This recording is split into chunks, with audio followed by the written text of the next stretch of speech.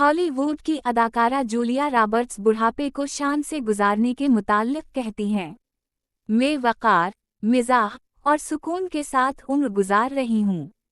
मैं ना तो फीस लिफ्ट करवाती हूँ और ना ही बोटाक्स का सहारा लेती हूँ, और मैं जानती हूँ कि हॉलीवुड के मयार के मुताबिक मैं अपने कैरियर को खतरे में डाल रही हूँ।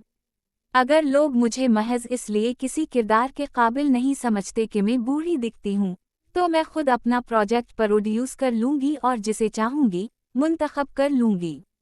असल बात यह है कि इस काम को हद से ज़्यादा संजीदगी से ना लिया जाए।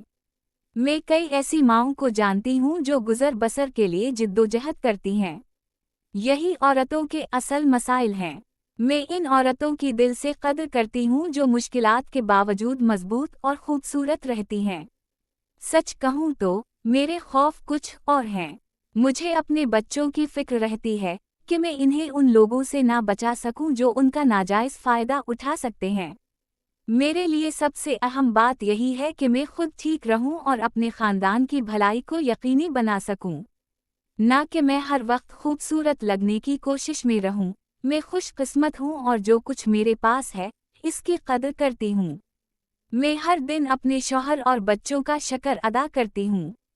उसीलिए मेरे दिन के सबसे कीमती लम्हात वो नहीं होते जो मैं फिल्म के सीट पर गुजारती हूँ, बल्कि वो होते हैं जब मैं अपने ख़ानदान के साथ नाश्ता करती हूँ, क्योंकि इन लम्हों में हम सब कुछ एक दूसरे से बांटते हैं।